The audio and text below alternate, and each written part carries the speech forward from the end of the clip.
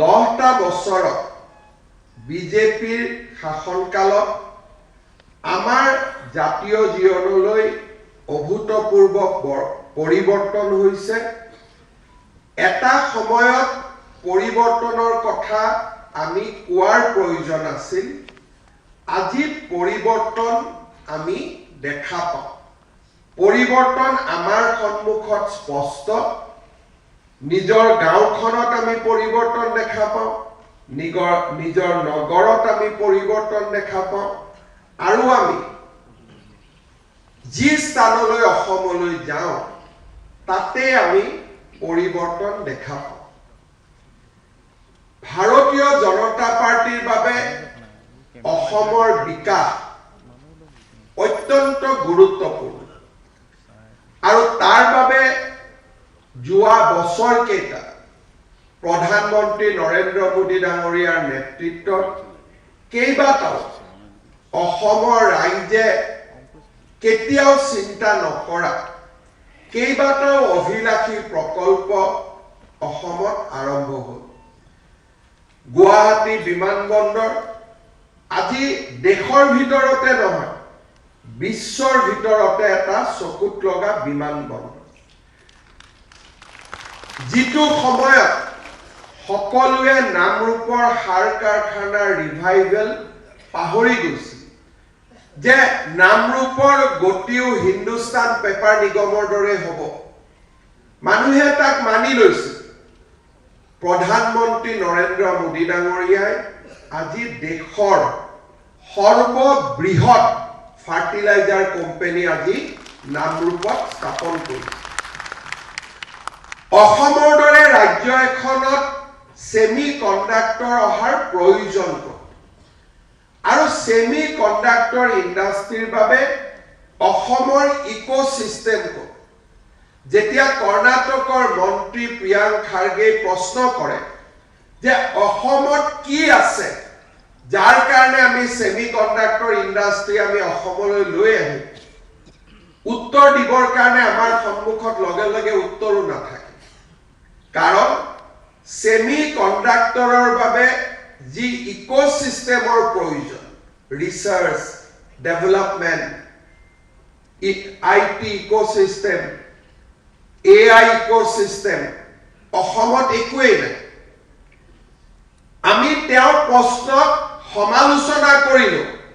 যদি তেওঁ আমাক প্ৰশ্ন কৰে যে অসমত কি আছে, কৰ্ণাটকত কি নাই, ছেমি কণ্ডাক্টৰ অসমত কিয় হ'ব লাগে, বহুত উত্তৰ আমি দিব নোৱাৰো। আমাৰ উত্তৰ এটাই যে উত্তৰ পূৰ্বৰ বিকাশৰ বাবে মোদী ডাঙৰীয়া প্ৰতিশ্ৰুতিবদ্ধ। সেইবাবে একো নাথাকিলেও নতুনকৈ ঘৰ এখন নিৰ্মাণ হয়, তাৰ বাবে মোদী ডাঙৰীয়াই আমাক ছেমি কণ্ডাক্টৰৰ দৰে ইণ্ডাষ্ট্ৰী দিছে। যেতিয়া আমি কৈছিলো যে ব্ৰহ্মপুত্ৰৰ ওপৰত প্ৰতিখন জিলাতে এখনকৈ নতুন দলং হ'ব, মানুহে বিশ্বাস কৰিব পৰা নাছিল।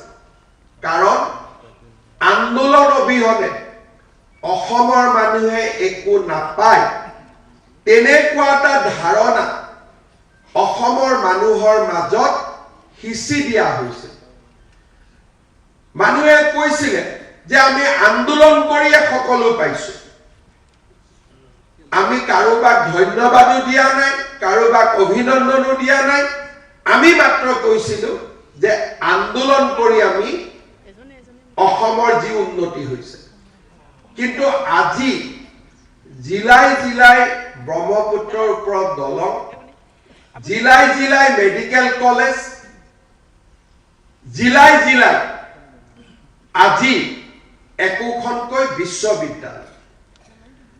আমাৰ মানুহে আমাৰ জীৱনকালত, আমাৰ জেনেৰেশ্যনে আমাৰ জীৱনকালত ইমান দ্ৰুত উন্নতি দেখা পাব তাক আমি কল্পনাও কৰা নাছিল। কাজিৰঙাৰ ওপৰত ৩২ কিলোমিটাৰ মাত্ৰ উৰণ সেতু হ'ব, তাক অসমীয়া মানুহে কেতিয়াও কল্পনা কৰিব পৰা নাছিল। আৰু যেতিয়া দুই এদিনতে গহপুৰৰ পৰা নুমলীগড়লৈ ৰেল আৰু গাড়ী দুইটাই যাব পৰা সুৰংগ নিৰ্মাণৰ কথা আহিব। সপোন মানুহে কেতিয়াবা কিছু কথা বাস্তৱত নেদেখিলেও সপোনত দেখে। আমি হয়তো তেনেকুৱা ধৰণৰ কথা কোনো অসমীয়াই সপোনতো কল্পনা কৰা নাছিল। শিলচৰৰ পৰা গুৱাহাটীলৈ এক্সপ্ৰেছ হাইৱে হ'ব, 22,000 কোটি টকা ব্যয় হ'ব আৰু 5 ঘণ্টাত শিলচৰৰ পৰা গুৱাহাটী আহি পাব। যেতিয়ালৈকে আমি দেখা নাপাওঁ, বিশ্বাস কৰিবৰ কাৰণে আমাক মনে কেতিয়াও নকব। আজি এই ধৰণৰ আমাৰ জনজীৱনলৈ পৰিৱৰ্তন আহিছে আৰু এই পৰিৱৰ্তনৰ বাবে অসমৰ মানুহ আজি আনন্দিত আৰু ভাৰতীয় জনতা পাৰ্টিক তৃতীয়বাৰলৈ শাসনলৈ উভতাই আনিব।